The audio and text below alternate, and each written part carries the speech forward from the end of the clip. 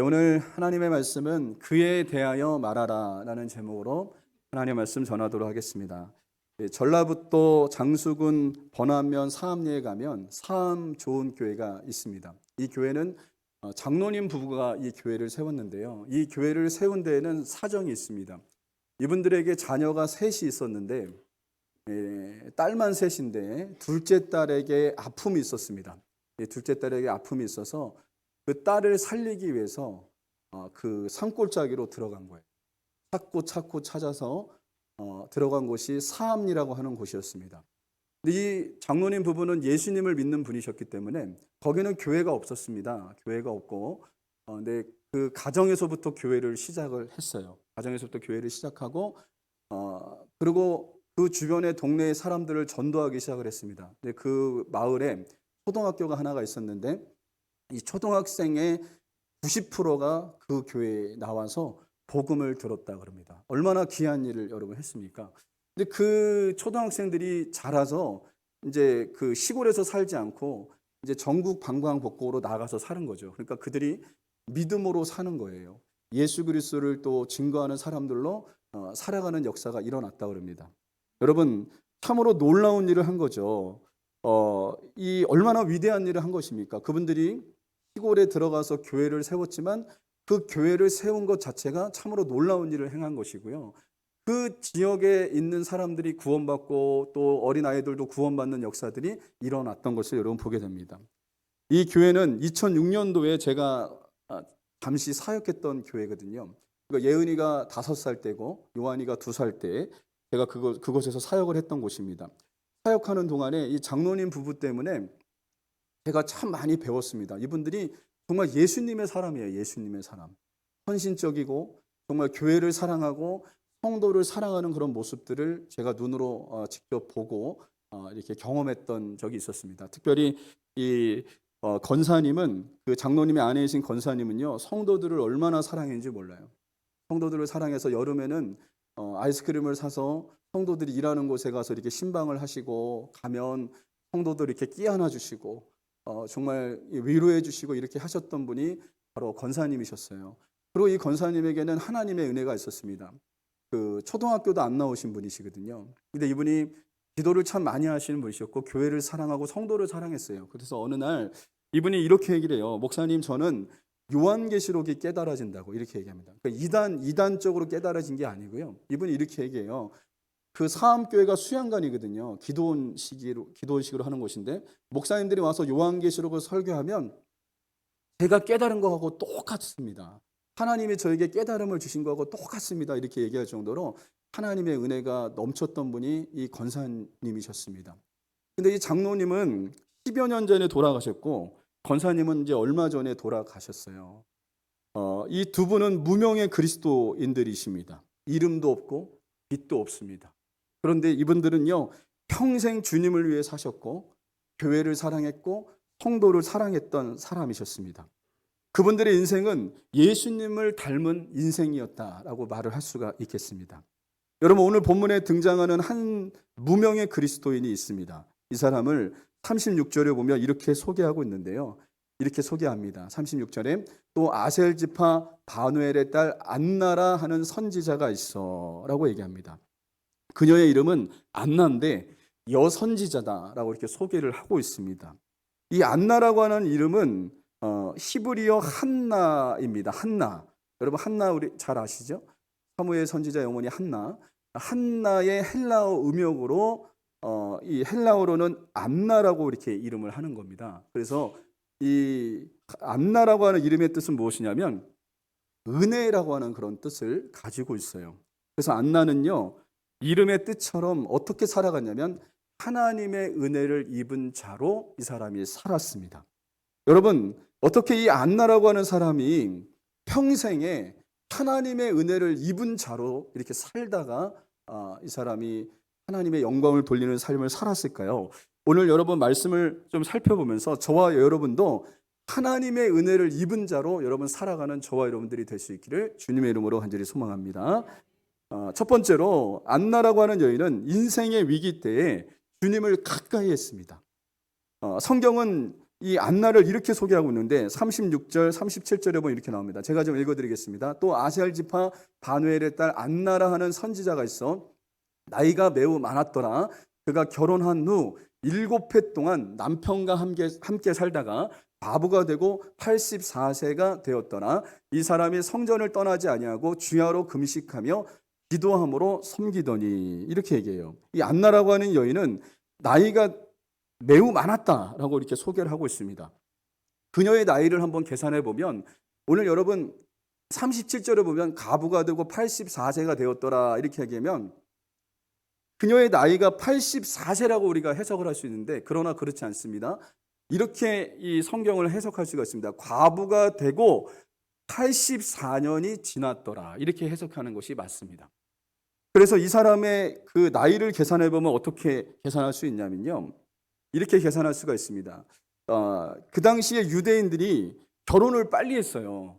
결혼을 조언하는 그런 풍습이 있었습니다. 그래서 대부분 14세 전후로 사람들이 결혼을 했습니다. 그러니까 안나가 14세에 결혼을 했다고 한번 치시면 14 플러스, 그리고 남편과 함께 산 연수가 7년 같이 살았습니다. 7년.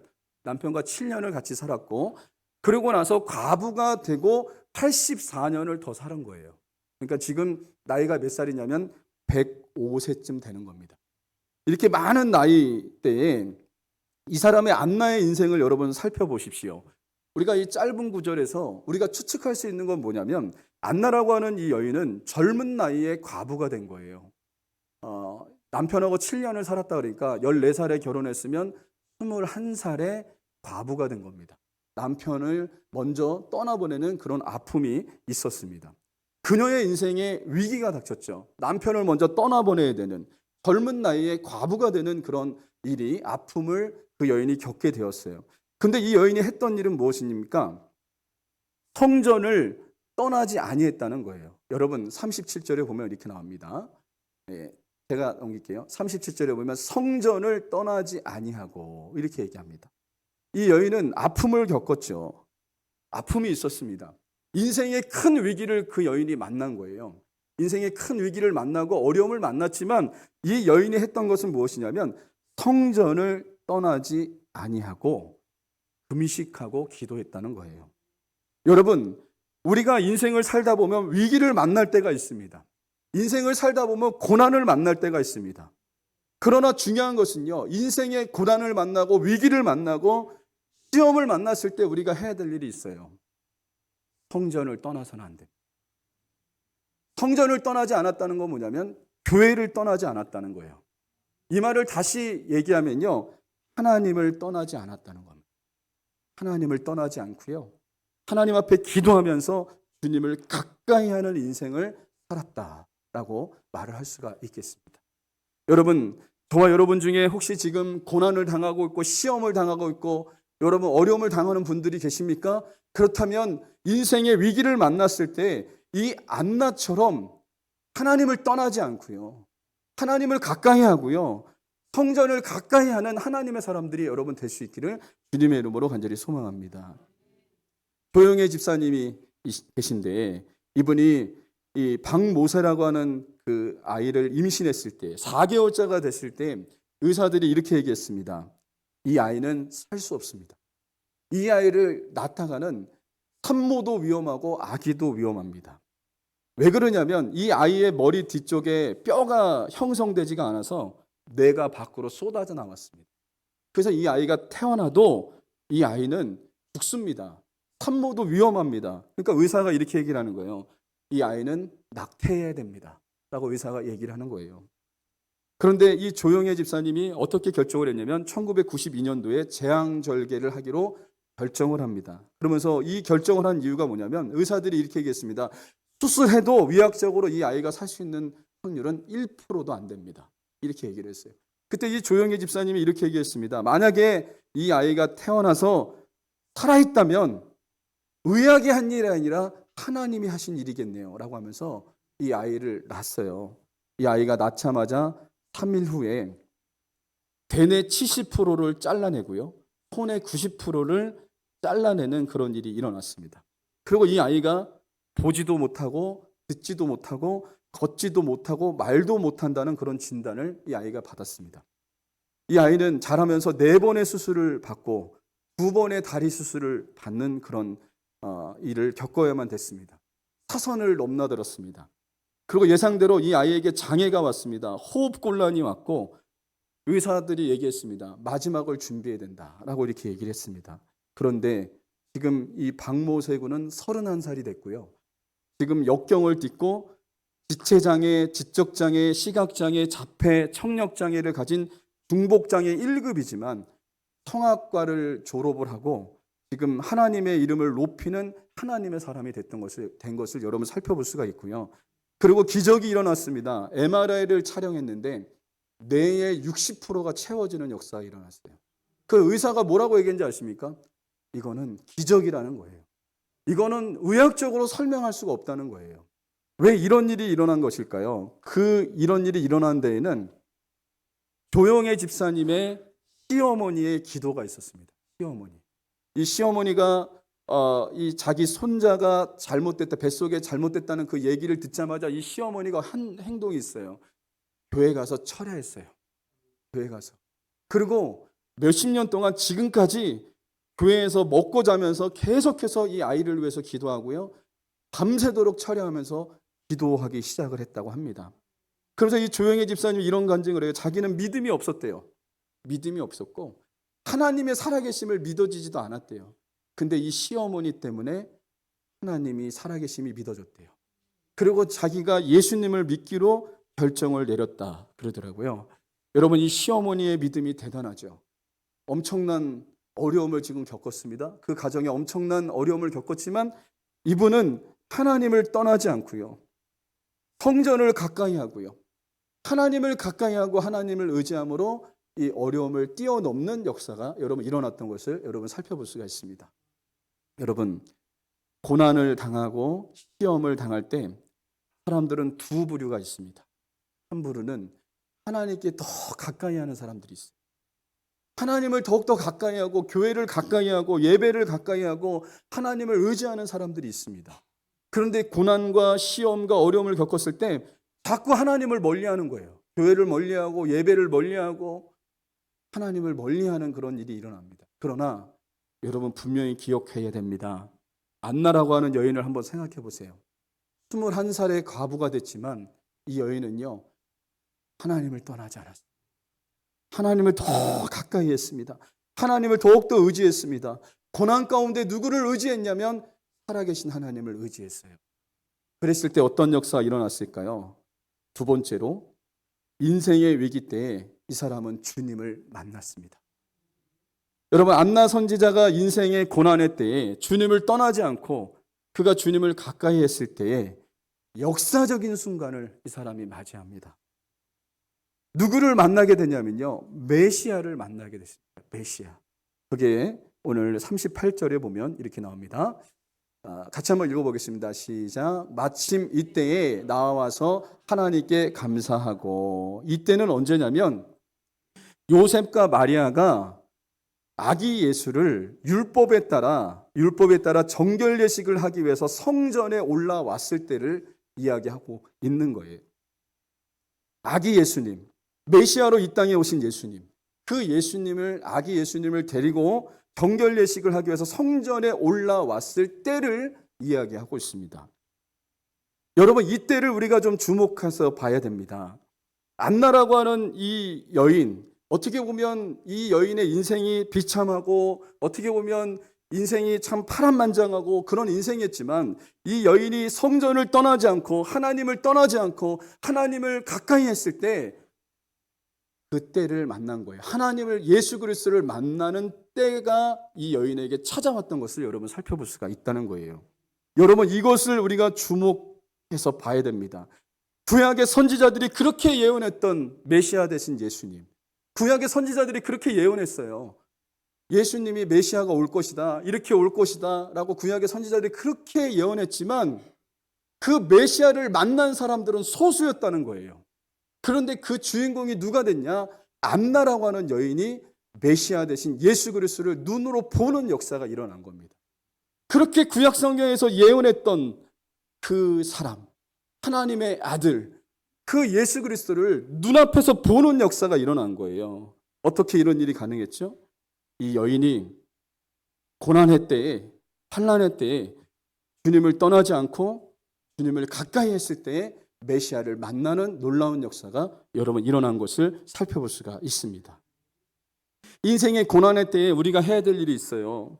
우리가 해야 될 일은 뭐냐면 주님을 가까이 하셔야 돼요. 그러면 주님은 반드시 우리를 만나주시는 역사가 일어날 줄 믿으시기를 주님의 이름으로 간절히 소망합니다. 주님을 만나면 고난을 뛰어넘을 수 있습니다. 환난도 뛰어넘을 수 있습니다. 고난의 문제가 해결되어지는 역사가 여러분 일어날 수 있다는 것을 잊지 마시기를 주님의 이름으로 간절히 소망합니다. 축구 선수 김신욱 선수가 있습니다. 이분이 고등학교 2학년 때 일이에요. 고등학교 2학년 때 수련회를 갔는데 한 여학생이 그렇게 찬양하면서 막 울어요. 찬양하면서 울고 막 주님께 기도하고 이 모습을 봤어요. 그러면서 이 김신욱이라고 하는 이 학생이 너무 부러웠어요. 어떻게 저렇게 예수님을 만나갖고 저렇게 눈물로 기도하고 눈물로 예배하고 저렇게 할까? 자기도 하나님을 만나고 싶은 그런 사모하는 마음이 생겼어요. 그래서 이렇게 하나님 앞에 기도했습니다. 하나님, 저도 하나님을 만나고 싶습니다. 내년 수련회 때까지는 저를 좀 만나주세요 라고 하나님 앞에 기도했습니다. 그러면서 고3임에도 불구하고 예배란 예배는 다 드렸어요. 주님을 만나지 못했어요. 그리고 성경책을 이해가 안 되지만 성경책을 계속해서 봤어요. 그래도 주님을 만나지 못했어요. 이 축구 선수니까 고3 때가 얼마나 중요한 시기입니까? 스카우트 되잖아요. 그냥 대학을 갈 건지 프로팀을 갈 건지 참 중요한 시기인데, 그런데 이 사람이 하나님 앞에 이렇게 기도했습니다. 하나님, 제가 수련회를 갈 수 있도록 도와주세요. 주님을 만나고 싶습니다. 그래서 하나님께서 수련회를 갈 수 있는 그 길을 열어주셨어요. 첫날부터 하나님을 만날 줄 알았는데 하나님을 못 만났습니다. 수련회 첫날에. 이제 둘째 날입니다. 마지막 날 저녁인 거예요. 이때 이 김신욱이라는 학생이 어떻게 했냐면 예배 시간 전에 강대상 앞에 가서 하나님 앞에 엎드려서 기도합니다. 하나님, 저 오늘 안 만나주시면 안 됩니다. 저를 꼭 만나주세요. 하나님을 만나고 싶습니다. 라고 이 사람이 이렇게 기도했어요. 예배가 시작이 됐습니다. 예배가 시작이 되고 목사님이 설교를 마치고 강력하게 초청을 했습니다. 이 시간 살아계신 하나님을 만나고 싶은 사람, 예수님을 영접하고 싶은 사람 앞으로 나오라고, 강단 앞으로 나오라고. 근데 이 김신욱이라고 하는 이 사람이 하나님을 정말 만나고 싶었어요. 근데 그 강당 안에는 2,000명의 학생들이 모여 있었는데 이게 나가는 게 너무 창피한 거예요. 자기는 이렇게 남들 앞에 나서는 거 별로 좋아하지 않는데, 근데 주님을 정말 만나고 싶었어요. 예수님을 인격적으로 만나고 싶어요. 그래서 2,000명 앞에서 이 사람이 앞으로 걸어 나갔습니다. 걸어 나가서 강단 앞에 무릎을 꿇었습니다. 그날 밤 하나님이 김신욱이라고 하는 사람을 만나 주셨어요. 하나님의 성령이 임했고요. 방언이 터지고요. 회개가 터지는 놀라운 역사가 일어났어요. 그의 인생에 예수 그리스도를 인격적으로 만나는 놀라운 역사가 여러분 일어난 것입니다. 잠언 8장 17절 같이 한번 읽어보겠습니다. 시작. 나를 사랑하는 자들이 나의 사랑을 보며 나를 간절히 찾는 자가 나를 만날 것이니라. 그렇습니다. 주님을 만나고자 하는 자는 주님이 반드시 만나 주십니다. 주님을 사랑하면 주님의 사랑을 입을 수 있다는 것을 잊지 마시기를 주님의 이름으로 간절히 소망합니다. 그래서 여러분, 우리가 주님을 간절히 찾는 하나님의 사람들이 될 수 있기를 주님의 이름으로 간절히 소망합니다. 그러면 주님은 우리를 만나 주실 거예요. 여러분이 고난 중에 있습니까? 환난 중에 있습니까? 시험 중에 있습니까? 그때가 주님을 만날 수 있는 기회입니다. 주님 앞에 여러분이 기도하십시오. 주님, 나를 만나 주십시오. 나와 함께 해 주십시오. 라고 기도하고 간구하는 하나님의 사람들이 될 수 있기를 주님의 이름으로 간절히 소망합니다. 이영표 선수가 있는데, 이영표 선수는 참 논리정연한 사람이라 그러더라고요. 그래서 주변에 이 사람이 예수 믿기 전에 예수 믿는 사람들이 참 많았대요.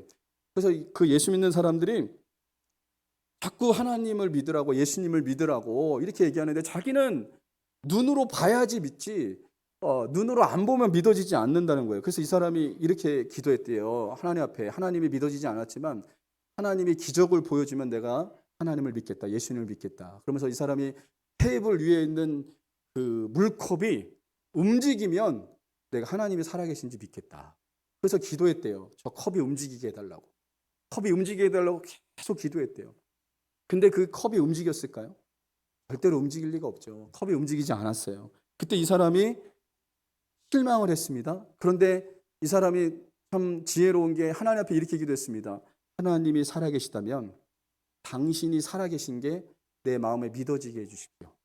내 마음에 정말 주님이 믿어지게 해주십시오라고 이분이 이 기도를 바꿨어요. 기적을 보여달라고 얘기한 게 아니라 주님이 살아계신 것이 믿어지게 해달라고 이 사람이 기도하기 시작을 했습니다. 그랬더니 놀라운 역사가 일어났습니다. 그의 마음속에 예수님이 살아계신 것이 믿어지는 거예요. 아, 주님이 살아계시구나. 예수님이 하나님의 아들이시구나. 예수님이 나를 위해서 십자가에 죽으시고 부활하신 것이 이것이 사실이구나. 이것이 믿어지기 시작했어요. 여러분, 하나님은 어떻게 역사하는지 아십니까? 내가 믿으면 하나님의 영광을 보여주십니다. 그래서 우리의 기도가 바뀌어야 됩니다. 주님이 살아계심이 믿어지게 해달라고 여러분 기도하는 하나님의 사람들이 여러분 될 수 있기를 주님의 이름으로 간절히 소망합니다. 그래서 주님을 만나고자 한다면 주님은 외면하지 않으세요. 살아계신 주님은 지금도 역사하시는 분이세요. 그분은 분명히 살아계셔서 우리 안에서 일하시는 분이 바로 우리 주 예수님이신 줄 여러분 믿으시기를 주님의 이름으로 간절히 소망합니다. 여러분, 이 안나라고 하는 여인을 보세요. 이 여인은요, 환난의 때에, 어려움의 때에 교회를 떠나지 않고 주님을 끝까지 의지하고 주님을 바라봤을 때 메시아를 만나는 역사가 일어난 거예요. 여러분, 이게 축복 중에 축복인 줄 여러분 믿으시기 바랍니다.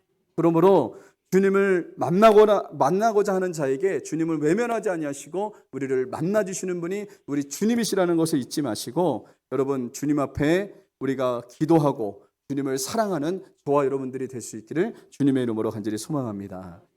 세 번째로 안나는 예수님을 만나고 난 다음에 예수님에 대하여 말하는 자가 되었습니다. 안나는 메시아이신 예수님을 만나고 난 뒤에 그분에 대하여만 말하였습니다. 38절 하반절에 여러분 같이 한번 읽어보겠습니다. 시작. 예루살렘의 속량을 바라는 모든 사람에게 그에 대하여 말하니라. 여러분 여기에 그는 누굽니까? 예수님입니다.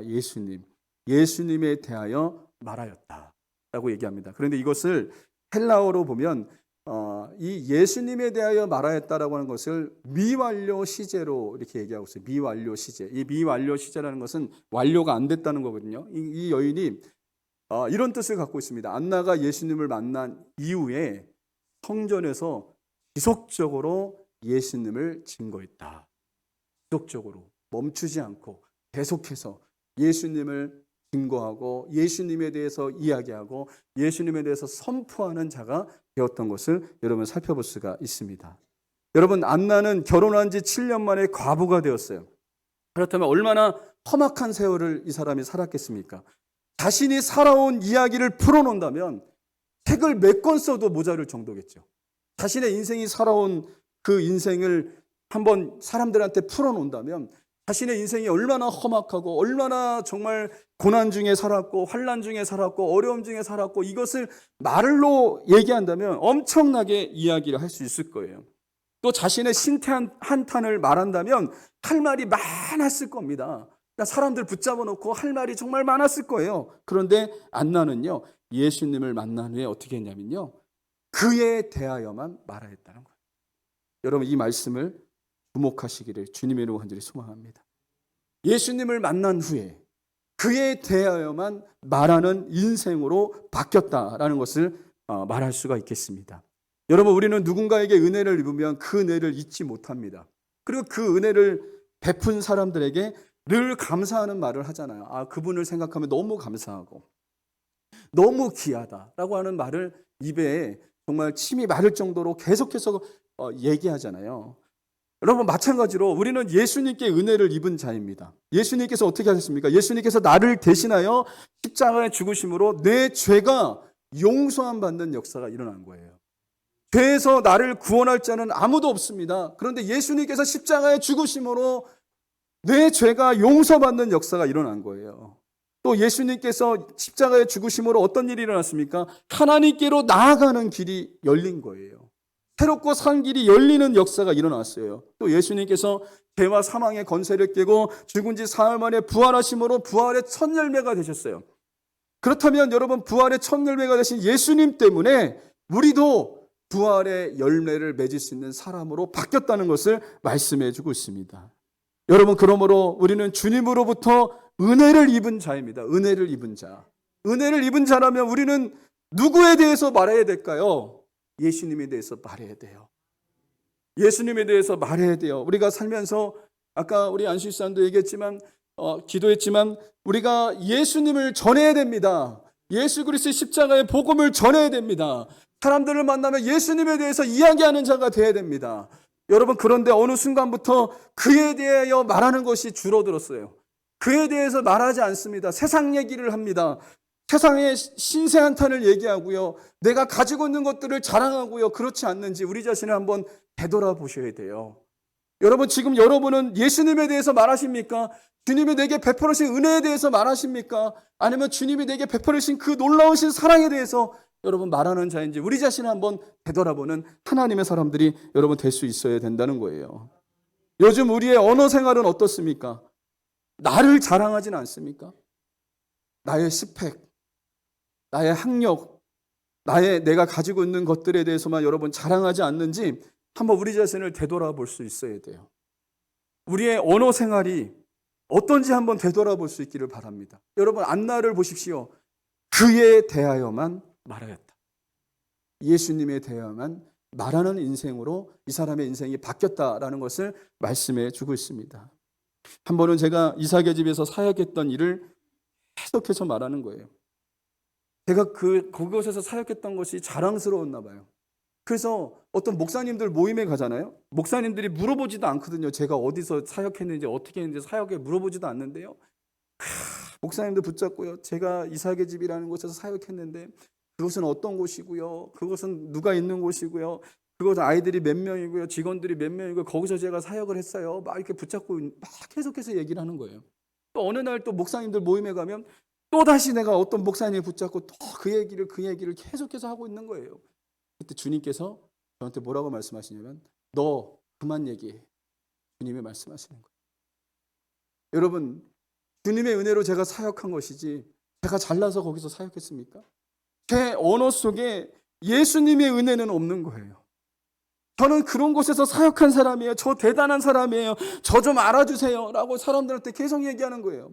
사람들한테, 목사님들한테 그냥 저 이런 사람이에요 라고 계속해서 이야기하는 거예요. 그러니까 주님께서 하도 보다 안 되겠으니까 그만 얘기해. 주님이 말씀하시는 거예요. 그만 얘기하라고.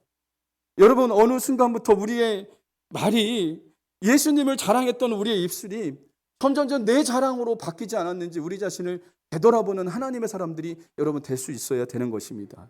또한 우리는 나의 누추함을 여러분 말하지 않습니까? 이 누추함이라는 건 뭐냐면 내가 이래서 힘들었고요. 이래서 고난받았고요. 이래서 정말 어려웠고요. 나 누구 때문에 상처받았고요. 누구 때문에 내 마음이 아프고요. 누구 때문에? 내가 저 사람 때문에. 내가 남편 때문에 힘들고요. 아내 때문에 힘들고요. 내 자녀 때문에 힘들고요. 라고 하면서 계속해서 누추한 말을 하는 거예요. 누추한 말. 누구 때문이다. 누구 때문이다. 누구 때문이다. 라고 하면서 내 언어가 계속해서 누구 때문이다. 누구 때문입니다. 누구 때문에 내가 이렇게 살고 있습니다. 내가 누구 때문에 이렇게 아파하고 있습니다. 라고 하면서 계속해서 내 입술에서 누추한 말만 쏟아져 나가지 않는지 우리 자신을 되돌아봐야 돼요. 여러분, 이 누추한 말은요, 누구의 말이었냐면 이스라엘 백성들의 말이었어요. 이스라엘 백성들은요, 하나님의 은혜로 출애굽해서 그들이 가나안 땅으로 들어가기 전까지 광야에서 하나님의 은혜로 살았습니다. 광야에서 하나님의 은혜로 살았어요. 광야에서 하나님의 은혜로 어떻게 살았냐면 광야는 먹을 것도 없는 곳이고 척박한 땅이고 하나님이 먹을 것 주지 않으면 살 수 없는 땅이 광야인데 하나님이 어떻게 하셨어요? 이스라엘 백성들은 만나와 메추라기를 먹이셨어요. 그리고 물이 없으면 반석을 치니까 반석에서 샘물이 터지고요. 하나님이 그들을 40년 동안 먹여 살렸어요. 이거 하나님의 엄청난 은혜죠. 그리고 그들을 성경에 뭐라고 이렇게 하고 있냐면 의복이 헤어지지 않았대요. 신발도 닳지 않았대요. 하나님이 그들을 지키시고 보호하셨어요. 광야라고 하는 것은 무엇입니까? 낮에는 뜨거워서 정말 그 열사병에 걸릴 수밖에 없는데 하나님께서 낮에는 구름 기둥으로 또 밤에는 기온이 떨어져 갖고 추워서 얼어 죽을 수도 있는데 밤에는 불 기둥으로 하나님께서 그들을 지켜주셨다고요. 그런데 이스라엘 백성들은 어떻게 합니까? 조금만 어려우면요, 그들의 레파토리가 있습니다. 애굽으로 돌아가자. 애굽으로 돌아가자라고 그들은 하나님 앞에 외쳤던 것을 보게 됩니다. 여러분 그들의 레파토리가 뭡니까? 누추한 얘기를 계속해서 하는 거예요. 조금만 어려우면, 조금만 힘들면 애굽으로 돌아가자. 그리고 모세한테 돌을 들어서 돌로 쳐서 죽이려고 그러고 계속해서 누추한 얘기하는 거예요. 우리가 여기서 죽느니 왜 하나님께서 우리를 여기다 끄집어내서 우리를 이 광야에서 죽이려고 하느니, 그러면서 원망하고 불평하면서 계속해서 하나님 앞에 원망하고 사람 불평하고 이 사람 때문에 그랬다 저 사람 때문에 그랬다 계속해서 애굽으로 돌아가자라고 하면서 자꾸 누추한 말만 했던 자들이 바로 이 이스라엘 백성들이었던 것을 여러분 보게 됩니다. 이 모습이 우리의 모습이지는 않습니다. 여러분 사도 바울은 에베소서 4장 29절에서 이렇게 얘기합니다.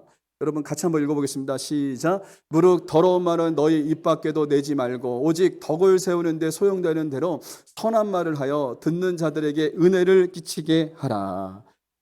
더러운 말은 말하지 말라는 거예요. 여러분 불평과 원망의 말 하지 말라는 거예요. 음란과 방탕의 말도 하지 말라는 거예요. 여러분 농담도 정말 너무 심한 농담을 해서는 안 됩니다. 그리스도인들은요 농담도요 구별해서 해야 됩니다. 여러분 하나님의 성령이 근심하세요.